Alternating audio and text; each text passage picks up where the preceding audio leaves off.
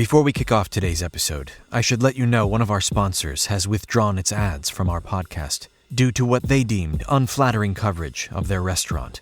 But my primary responsibility isn't to any company. It's to you, the listeners, and of course to the victims of this unspeakable tragedy that I speak to you about every week. Upholding their dignity in the interest of pursuing justice will always be the guiding principle here on the Murderer Killings. That's why we urge you to visit themurdererkillings.com to check out our merch, where we have t-shirts, hoodies, aprons, and very large kitchen magnets with the phrase, The Murderer Killings, a podcast upholding the dignity of the Shady Grove murder victims while pursuing justice for them, as well as coasters, coffee mugs, and water bottles that, due to size restrictions, simply have a graphic of a cup of pudding with a knife sticking up through it. And now, on with episode 5.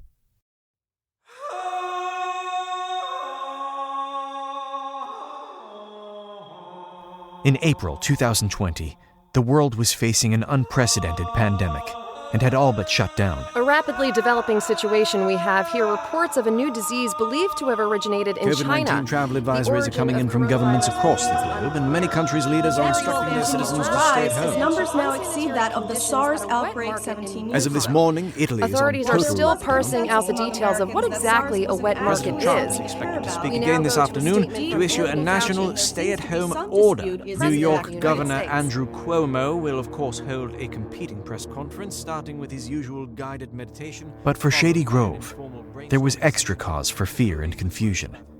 The 4 murders that had happened there in the last month. And because of the lockdown, the residents believed the killer or killers could very well still be in their area or areas. One of those residents was Taylor Branigan. Although Tommy Ebner's name was still stenciled on the chief of police's door, he was also one of the murder victims, which, at minimum, presented a clear conflict of interest. So Taylor Branigan now had to take over. The city council had called an emergency session 2 days after Ebner's death to officially appoint her. But a bitter debate quickly ensued about whether she should be appointed as acting chief or interim chief. After weeks of tense negotiations, Mayor Carl Lyons crafted a compromise, and in the end, they agreed to appoint her acting interim chief. To her credit, Branigan didn't allow the political quagmire to distract her. What was worse was that the town was shut down, and everyone started working virtually, and based on that, the police force lobbied to work remotely too. Mayor Lyons, because he needed their support in the upcoming mayoral election, approved it. So you really had a lot working against you. Well, yes and no. In some ways, it was more freeing. And this was a police force entirely trained by Tommy Ebner, so I don't think it was necessarily a crippling blow. Right, but were you being given enough resources to handle the case? Well, that was a little bit more complicated. As I'm sure you can imagine, it was a particularly challenging time to be mayor. This is Carl Lyons, Shady Grove's mayor. The effects of the COVID virus were horrifying. The paperwork was just overwhelming. We had to requisition for all sorts of crap, PPE for everyone, and that stuff completely exploded our small town's budget for, health and public safety and shit.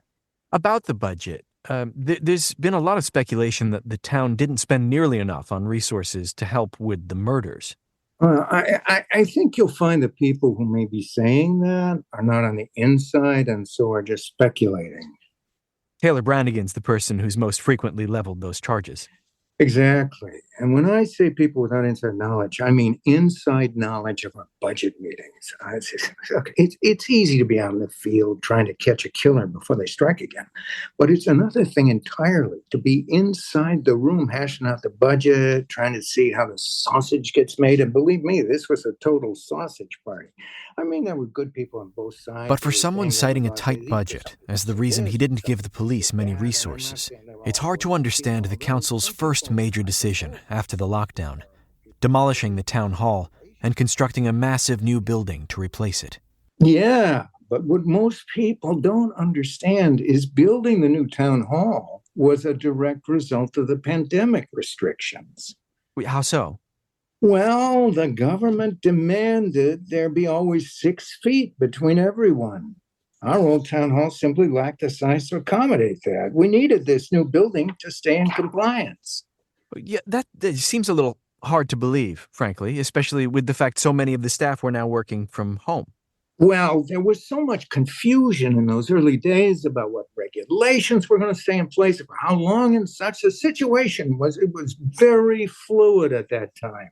Wouldn't that argue against committing so much money to build a completely new structure? Oh, well, now you're getting into numbers, and I'm not a numbers guy, but the numbers don't lie. The plan for a new town hall also made Branigan's job harder. Yeah, I had to waste 2 days cordoning off the town hall for its demolition. Mayor Lyons wanted the building implosion to be a big event.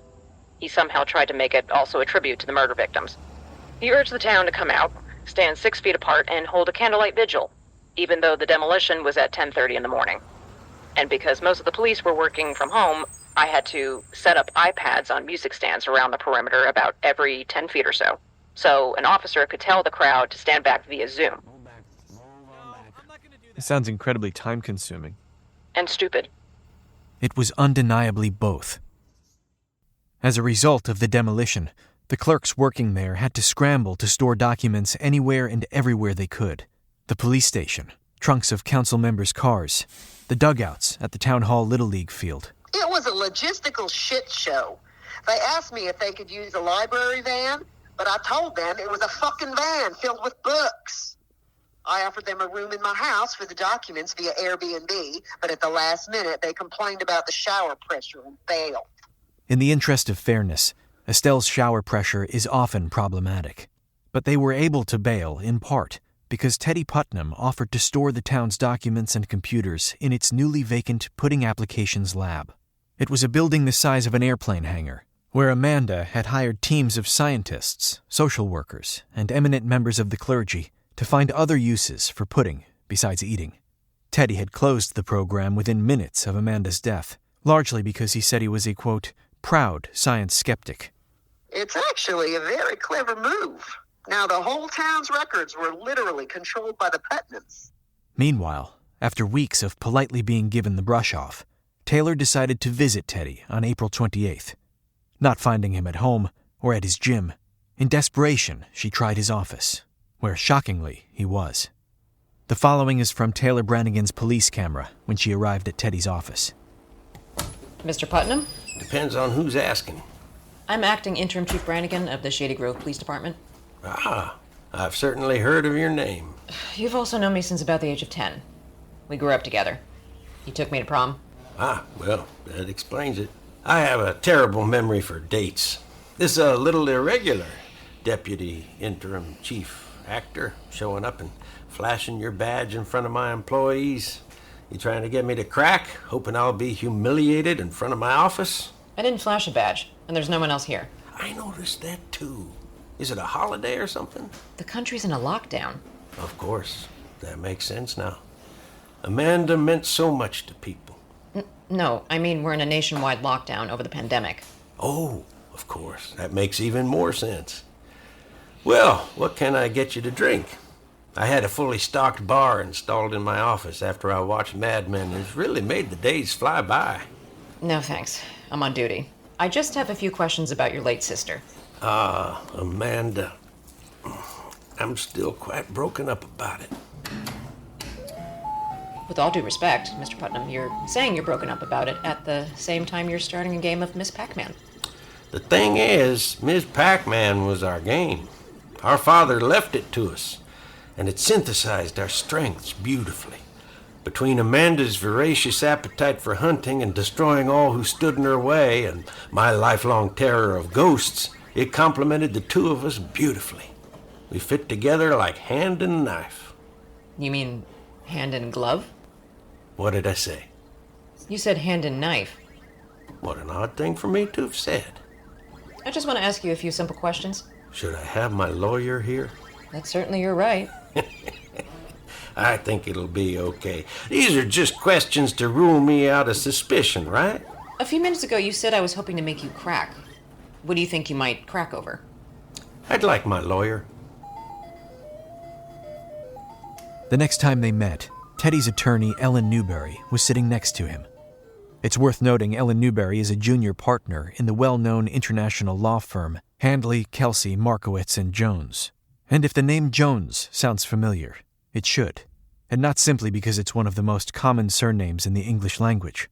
It's the last name of Margaret Mandragora-Jones, and that firm's senior partner, Tom Jones, is another name you might find familiar, as it's also the name of beloved Welsh-born singer Sir Tom Jones, whose hits include such pop classics as What's New Pussycat and It's Not Unusual. But it's not that Tom Jones. To be clear, this wasn't another Erica Hobbs situation, in that Erica Hobbs turned out to be Erica Hobbs' mother, or Erica Hobbs' daughter, depending on which Erica Hobbs you're using as a starting point. These Tom Joneses are of no relation to one another. But Tom Jones is related to Margaret Mandragora-Jones, the lawyer Tom Jones, not the Grammy-winning singing star. Perhaps more importantly, however, he is Margaret's father. And that, to borrow from the other, more musically successful Tom Jones songbook, caused acting interim chief Branigan to think it's not unusual. In other words, she became suspicious. Not only was it obvious that Margaret and Teddy struck up some kind of relationship, but it seemed possible they were in cahoots. What did you think they were in cahoots about? I wasn't sure at that point, but certainly it seemed cahooty. A key stumbling block in all of this is that in the United States, the legal standard for establishing any level of cahootsing is exceptionally high. This is Teresa Nolo, the district attorney for Upshur County, whose jurisdiction includes Shady Grove, and who is among the last major characters to be introduced in this podcast. The thing that struck me and my team is that the Jones family had to know the relationship between Margaret and her father would come to light. So why were the Joneses so eager to free Teddy Putnam from suspicion? I asked Margaret directly about this. Well, firstly, I reject the premise of your question. Why would we think the Shady Grove police would be able to make any connection between anything? This is a town that invested nearly $50,000 in Lederhosen because they continually confused Australia with Austria. It's a police force that met me at the airport with a motorcade, yet still managed to arrive late for my meeting at Town Hall because they had not once, but twice pulled over to let each other pass. Having said that, I don't think there's anything wrong with providing an acquaintance with a path to excellent legal counsel. Had Teddy done you any favors during your stay in Shady Grove? Well, we became friendly during the lockdown. I didn't find his conversation especially engaging, but he did have a very large supply of absinthe, so I figured he was worth knowing on some level. Teddy's new lawyer immediately called for a change of venue. When Branigan and Nolo pointed out Teddy wasn't on trial, so there was no court venue to change, Newberry clarified she was calling for a change of venue for the interrogation room, claiming the color scheme of the walls in the room was a clear Eighth Amendment violation against cruel and unusual punishment. This was clearly a power play and naked delaying tactic. However, the actual color of the paint is called Gulag Green. And even though we'd hung a few cat-themed inspirational posters to cheer it up a bit, it was still pretty grim. So her complaint wasn't without merit. We eventually settled on the back office of a funeral parlor. The following is from the interview of Teddy Putnam. Teddy, you were born on December 9th, 1972, correct? On the advice of my counsel, I plead the fifth. Sorry, quick word with my client. Of course. Oh, I'm sorry. I thought you said I was supposed to be. Oh, okay. Yes, that is my birthday. Great. And is it also true that you share your birthday with your sister, the late Amanda? On the advice of counsel, I plead. Say yes. My counsel advises me I was born on the same day as my twin sister. And would you say the two of you were close? Very much so. That's a little odd, Teddy, because you told the first officer on the scene, Sergeant Joseph Farino, you two always saw the world in totally opposite ways. I'm sorry, I thought you meant physically close. We were very physically close for a while, especially in utero. I see. In what year did your sister start taking an active part in running the company? Oh, gosh, like 10, 15 or so years ago at this point. 2008? 2008, 2010, something like that.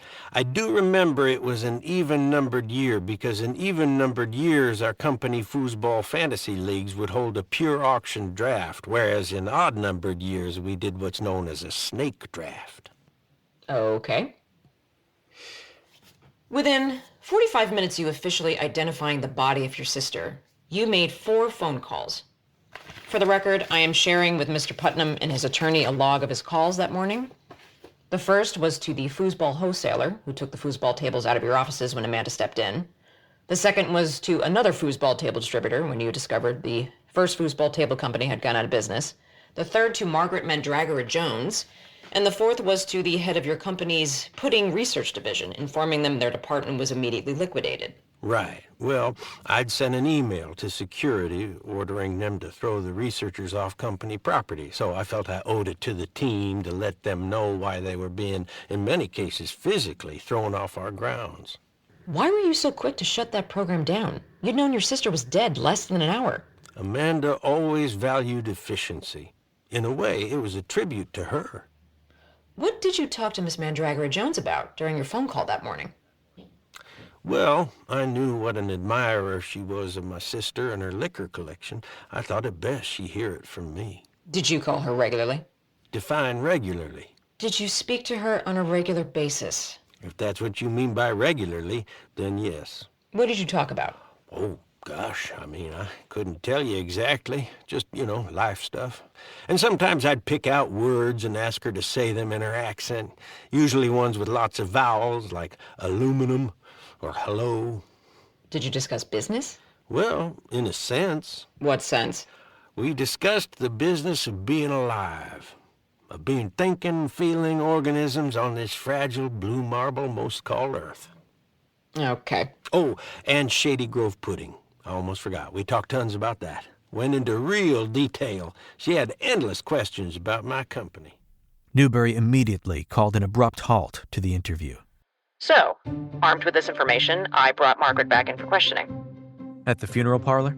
No, I asked one of the few officers working at the station to get some paint and take care of it. Unfortunately, Mayor Lyons caught wind of it and denied the expense. So, then I had the officer check Craigslist for anything being given away we could use. I should have been more hands-on, as it turns out. The police interview room had wallpapered over its unsightly paint, but to Branigan's dismay, it was wallpaper for a small child's room. Less than ideal, but the important thing was to get Margaret in again. Okay. Margaret Mandragora-Jones, second interview on May 3rd, 2020. Present with her is her attorney, Ellen Newberry, and myself, acting interim chief, Taylor Branigan. And assorted Muppets in nappies. The interviewee is referring to the temporary wallpaper in the room. Indeed I am. Remind me, who are the characters on the wall of this interview room in your actual police station? They're Muppet babies, but I don't think No, agreed, acting interim chief Branigan. I just wanted to hear you say it for the record. Well, I'd worry less about the wallpaper. You mean the Muppet Babies wallpaper that you, in one of your first command decisions as acting interim chief, ordered hung in your police interrogation room? Yes. Sorry, just clarifying. So you want me to worry less about the pictures of Kermit the Frog than what? The Paw Patrol decals, which no doubt festoon the inevitably unlocked room in which you store your firearms? I'd worry more that you claimed your former assistant told you about the murders of March 9th, when Teddy Putnam claims he was the one who told you. Well, you can't be taking anything he says seriously. Teddy Putnam's about as reliable as a watch built by a squirrel. I think on balance, the infant Muppets are more troubling to me, with all due respect. Well, if you have no further questions for my client... Actually, I do. For the record, I am handing Miss Mandragora-Jones and her attorney a phone record registering a phone call between Teddy Putnam and Miss Mandragora-Jones that took place between 10:48 and 11:22 on the morning of March 9th, 2020.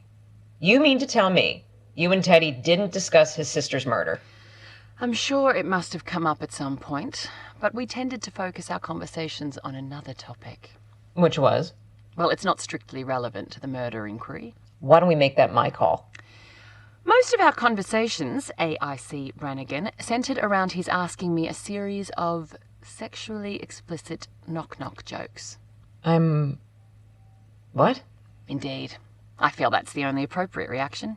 However, his X-rated knock-knock jokes are the closest thing to the performing arts in this perforated ulcer of a community. And fair play to him, some of them weren't half bad. Of course, I'd been drinking far more absinthe than is medically prudent, which may have made me less than strictly objective on that front. Were you and Teddy sexually involved? My client doesn't have to answer that. I'm actually going to side with my lawyer on this one. Unless you can prove to me the relevance of such a question to solving these horrible murders, which still seem to me aggressively unsolved, I don't feel I have the need to comment on my personal life any further. Besides, think of the cartoon babies on your wall. We don't want them growing up too fast now, do we? Margaret's reaction suggested Taylor Branigan had struck a nerve. Here's DA Teresa Nolo. And though, as I said, the legal standard for proving cahootsing with malice aforethought is notoriously hard, we all felt confident we were onto something. I requested a warrant to wiretap their phones, but then... Teresa Nolo was going to share with you the surprising twist on that story, but I thought it was such a good twist that I wanted to do it. An hour after the judge allowed the police to tap the phones of Teddy and Margaret, the warrant was revoked. And it came all the way from the governor's mansion. Why would Alice Hart hinder an investigation into the murder of her daughter-in-law? I've got some theories. Indeed, Estelle does, and we'll hear about them next time. I'm Charles Incarica, and this continues to be